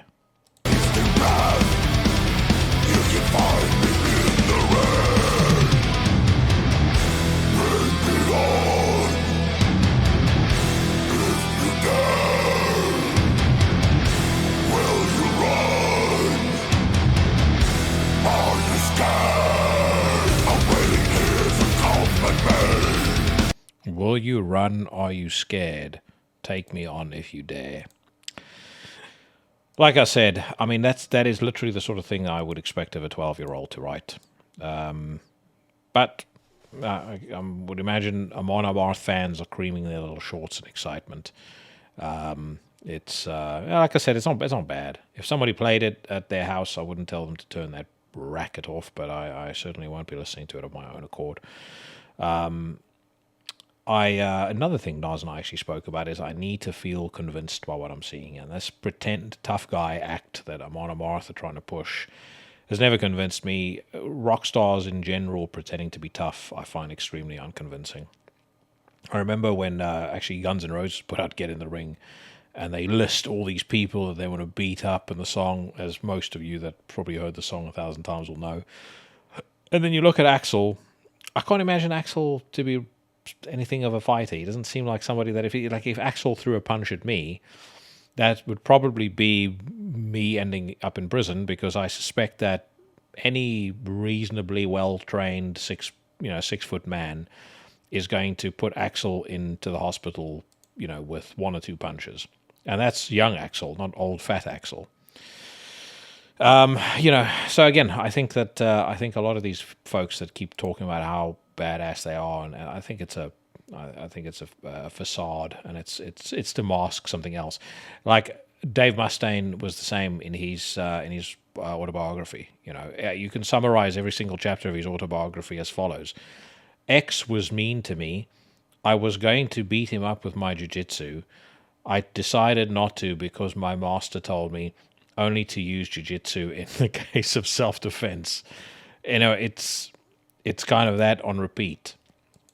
And you look at the guy, again, even when he was young, and I don't give a shit how much fucking training he did, he looked like a weed. I think that, most dudes that I did Muay Thai with would fuck him up inside of a few seconds.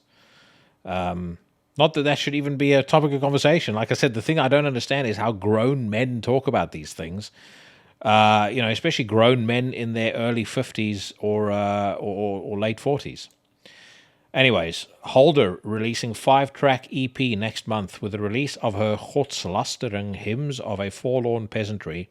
Holder made it known that the pure traditional black metal of earlier releases could be classical, rich in detail, and creatively novel once again. Now Holder unveils details in connection with the upcoming new EP release, entitled The Eternal Fanfare. It will be set free on July the 1st. Alongside disclosed details, you can also give a spin to the first preview tune, Sylvan Awakening. Let's hear what Sylvan Awakening sounds like. I quite like that cover, so I'm hoping for the best.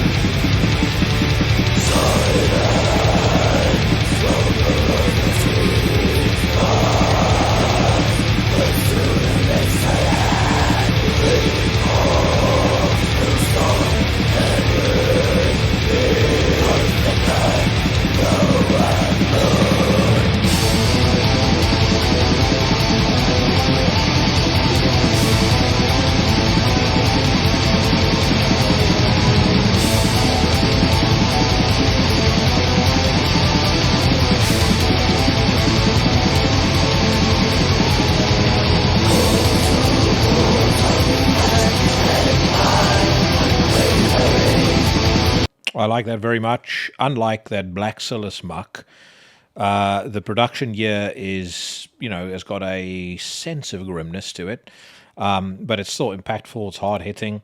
I think that Holder's voice is absolutely fantastic. You guys know I'm not always the biggest fan of women doing screams or doing death metal vocals, but I have to say I'm actually coming around. The Chelsea from Kylie's Calling I thought was fantastic on that record, and Holder is clearly a woman who knows her business. So very cool stuff. I will be looking forward to this record for sure.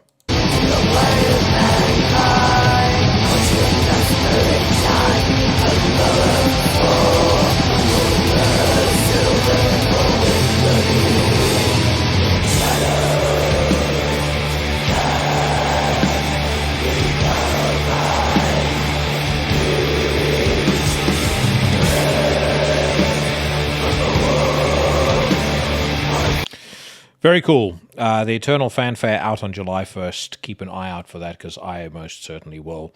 One thing I will also say, very random and non-black metal related, I am obsessed with the song Diet Pill by L7.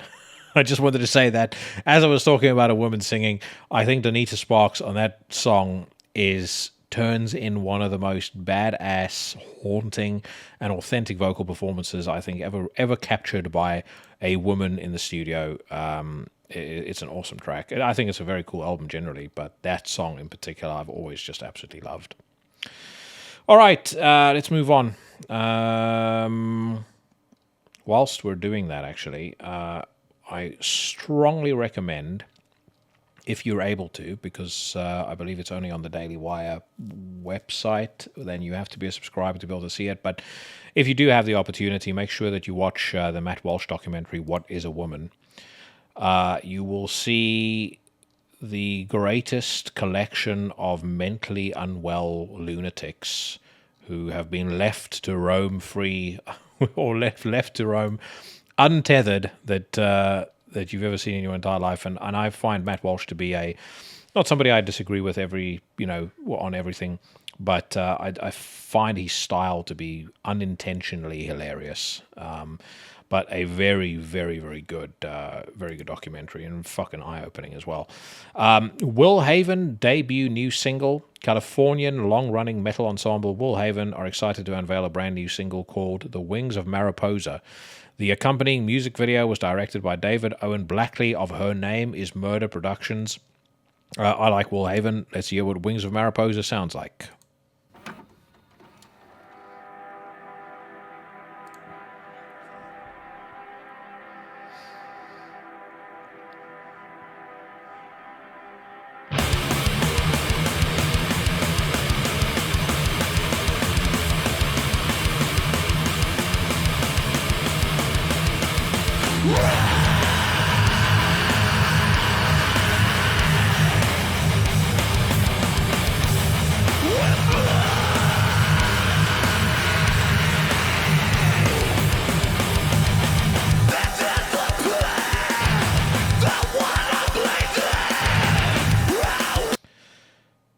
I think it's safe to say that Will Haven's stock has plummeted.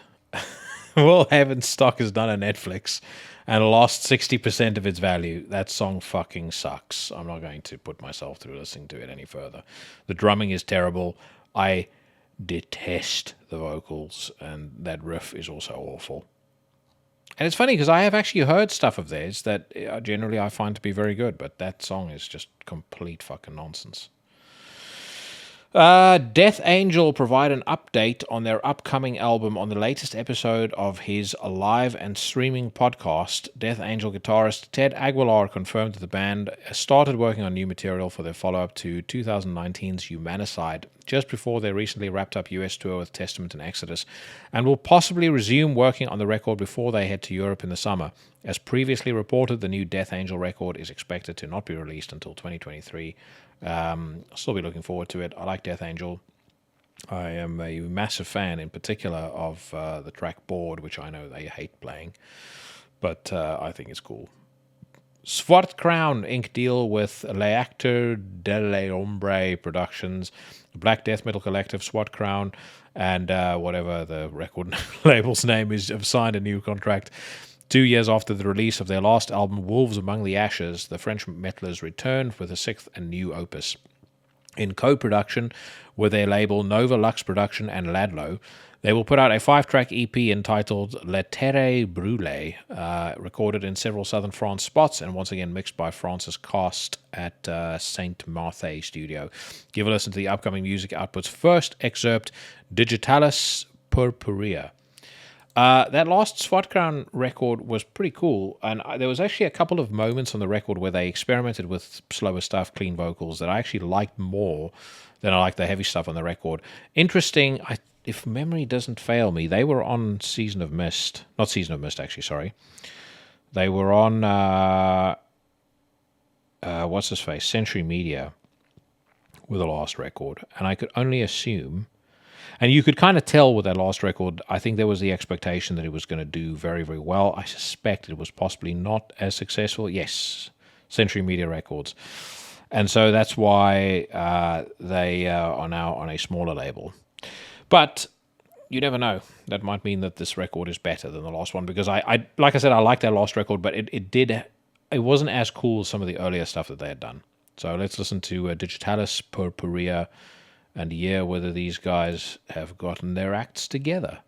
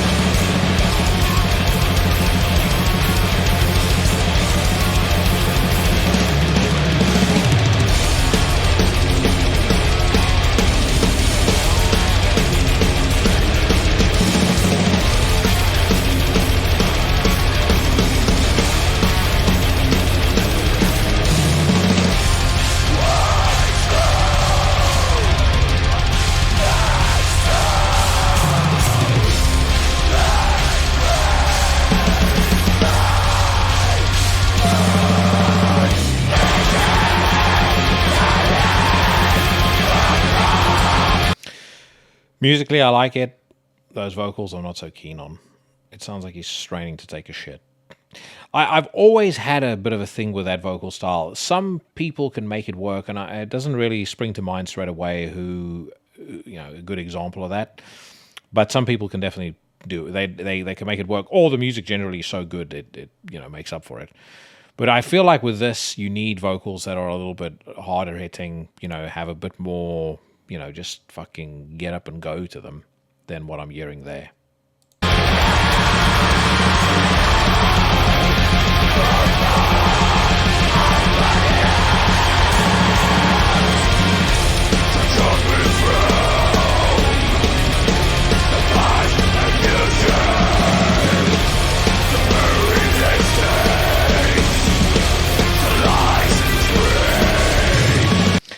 So I like where those vocals have gone, and I'll definitely say I feel like that song has got some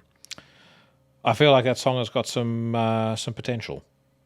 So I'll look forward to hearing what that next record sounds like. That pretty much rounds up our trawl of Metal Storm. So let's head over to Blabbermouth. I'm sure there'll be all sorts of mucky muck on here. Devin Townsend on his upcoming album Lightwork. I may actually really love it. It says here, Canadian singer, songwriter, producer Devin Townsend says that he may actually really love his upcoming album Lightwork. Devin recorded the effort with producer Garth Richardson at the latter's The Farm Studios in Vancouver, British Columbia, Canada. Do they have a song included off of Lightwork? The answer to that question appears to be no. Earlier this year, Devin told Stereo Board about Lightwork. Lightwork is the exhaust of the process of trying to figure out how fucking crazy the world is, describing the LP's musical direction as strong, healthy, clean, and big. He explained that right now I don't have the emotional bandwidth to participate in something that's oppressively heavy, so it's a lot more light-hearted, it's easy listening, and it's innocent.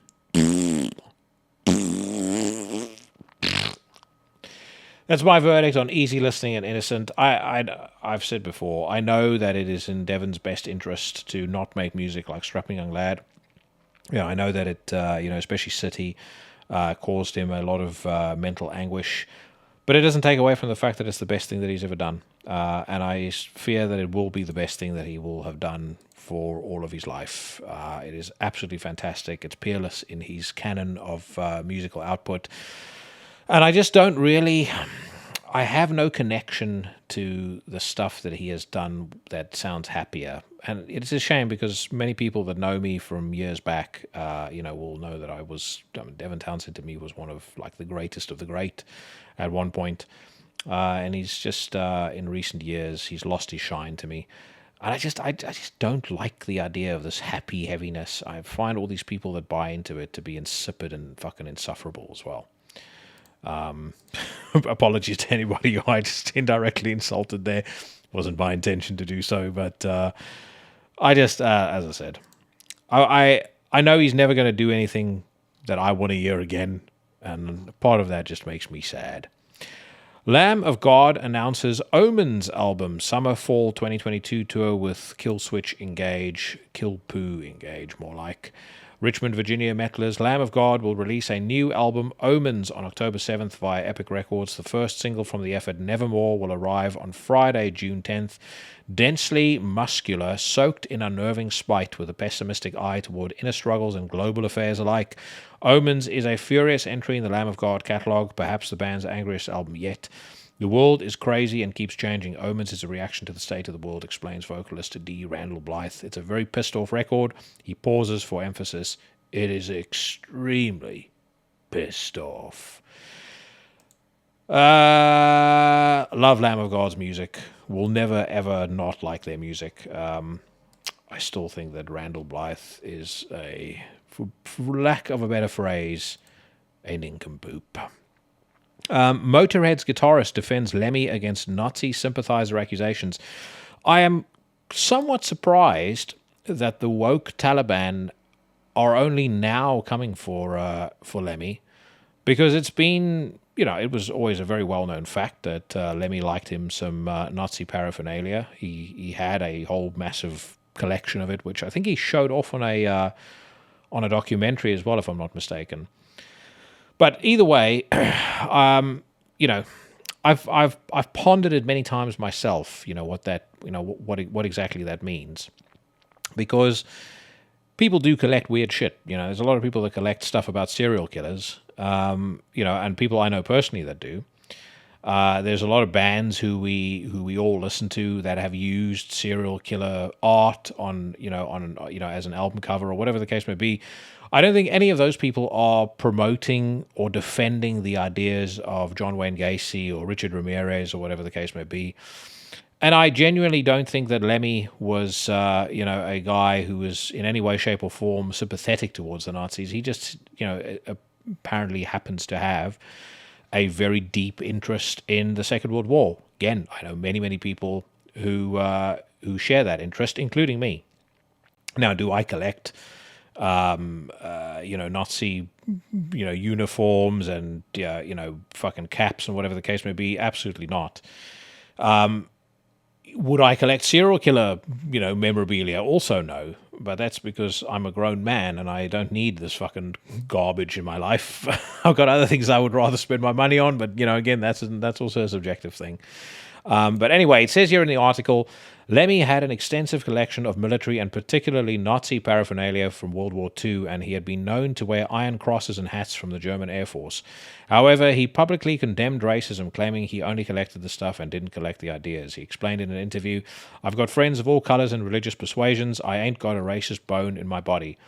After a Motorhead fan from Venezuela praised Lemmy on Twitter on Friday, June 4th, calling him the best rocker in history despite his Nazi tendencies, Campbell chimed in, writing, "FYI, Lemmy did not have any Nazi tendencies. He was a historian."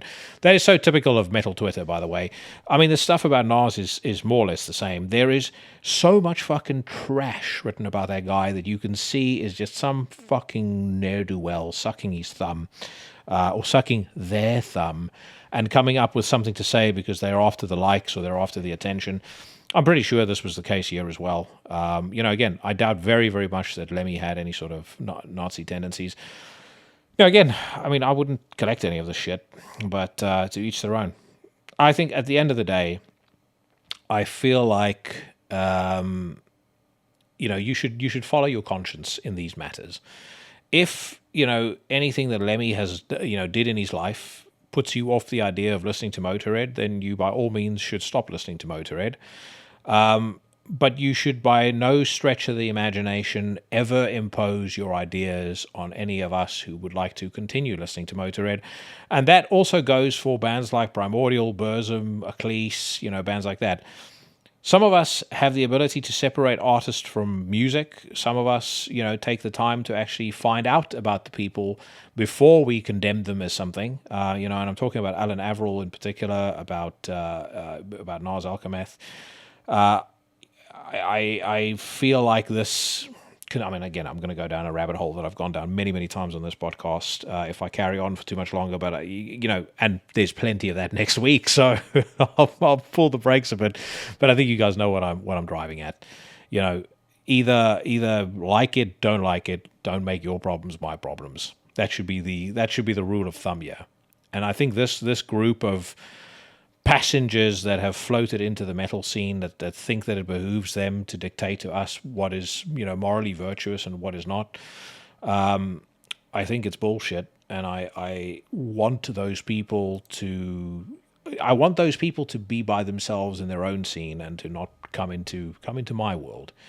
And this is why I've said before, I think there will be two separate scenes. They'll run in tandem. We'll go to the same shows. We'll, probably listen to overlapping bands and stuff like that. But I think people will just increasingly start to gravitate towards like-minded souls, and we'll kind of operate in separate stratospheres of life.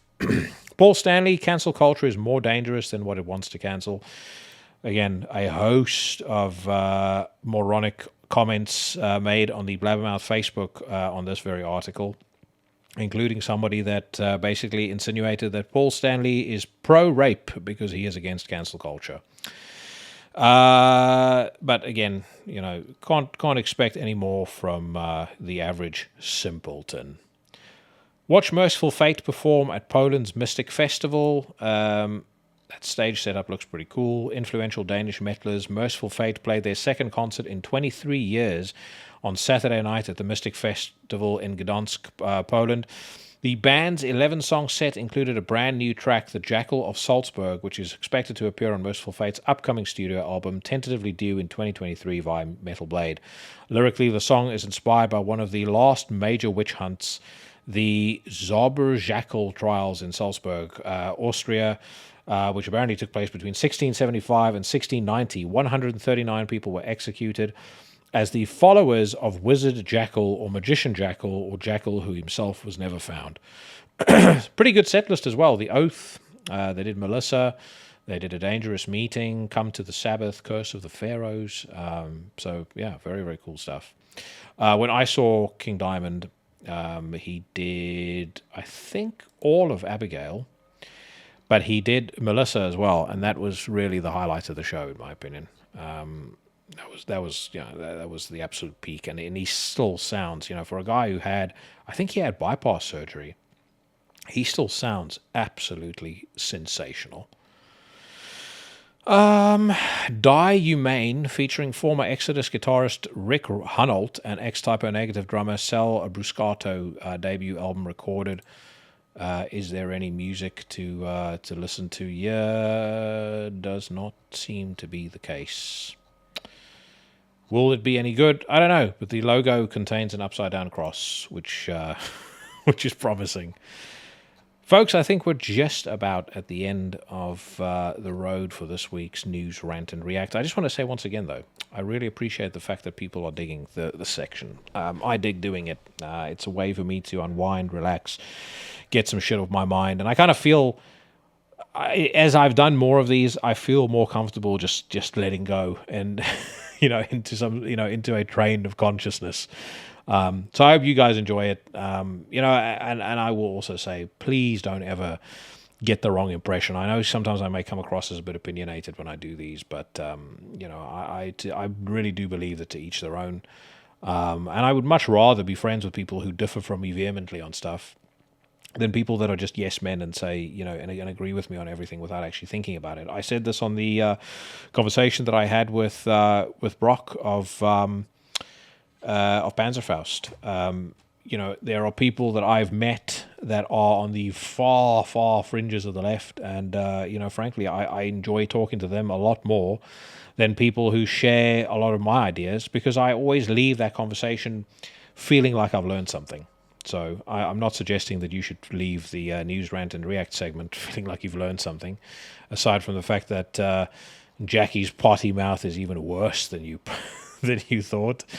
But I do appreciate the open-mindedness. I do appreciate the free-thinking ethos that a lot of you guys enter into this podcast with. And again, I've said it many times before, but your support, means the absolute world to me. So let's finish off with this headline. Gwar releases music video for Ratcatcher. Gwar has released the official music video for Ratcatcher. The track is taken from the band's latest album, The New Dark Ages, which is being released on CD and digital on June 3rd, so this past Friday, and vinyl and cassette on September 16th via Gwar's own Pit Records. There were a couple of Gwar songs over the years, and Gwar records over the years, that I fucking loved. More specifically, they put out an acoustic version of a track called Fuck This Place a couple of years ago, and I think it's absolutely fantastic. This new record I've not really paid much attention to, but, and in part because for me, Gwar without Odorous Orungus is not Gwar at all. But let's hear what Ratcatcher sounds like.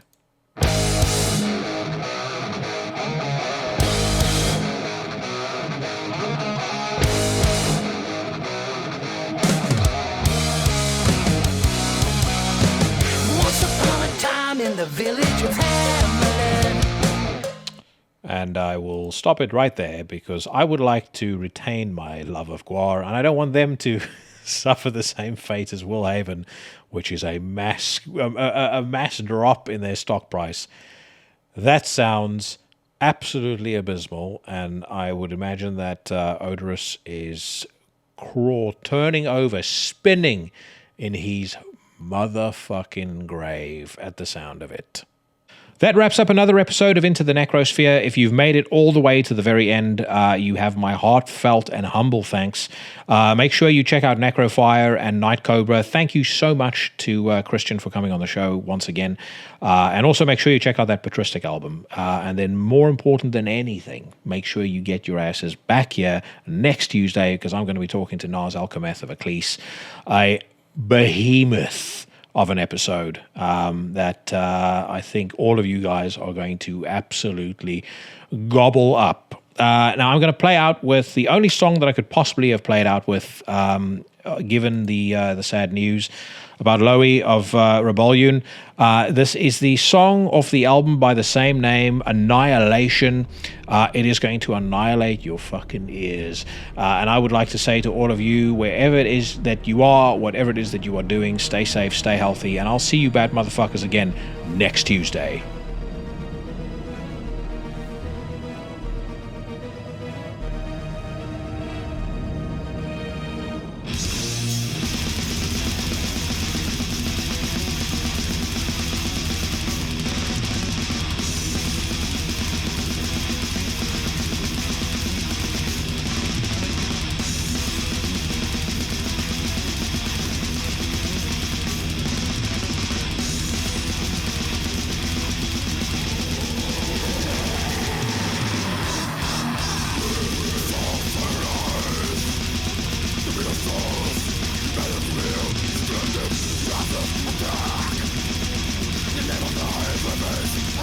The